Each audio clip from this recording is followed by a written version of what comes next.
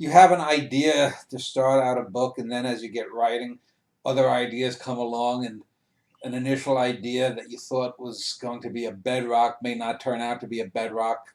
A character may not turn out to be a character that you're going to have as prominently, and other things pop in and up. I think I mentioned in the Vincetti brothers, Big Frank was just going to be a generic mob boss in the back, but then when I gave him a name and started writing from him, this whole character emerged. And so, had I not had I gone with just that generic character, this book may never have been written. And so, you always have to be open to those sorts of things.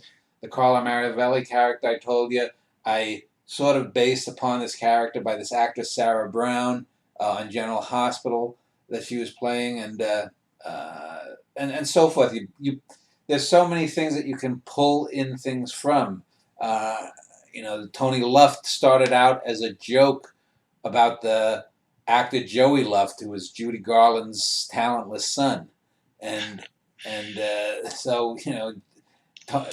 just gave him an Italian name, Tony Luft. Said, "Oh, he's an Italian Jew," and to have a Roman Catholic Italian Jew who can't be in the mafia but likes to kill, and who is a boob, and all of these things sort of pop up, and the characters, in a sense, sort of form themselves. I mean, obviously, there's a controlling undermind or overmind that I have that creates them and crafts the characters and crafts the story. But if I could somehow visually represent in my mind sort of a poster of how the narrative is supposed to play out and go this way and that way.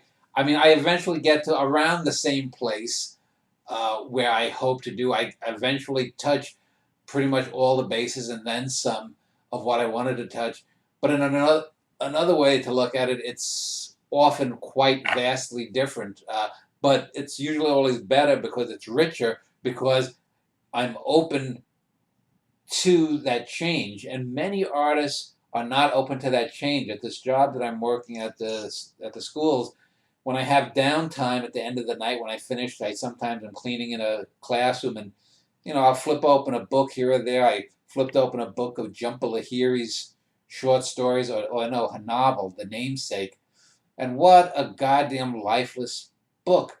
I mean, the chapters begin and they end. There's no sense of a voice behind it. It's utterly, totally generic. The characters do nothing. You can tell that this was a very highly plotted out book because it's suffocating. It doesn't breathe. There's no life within it.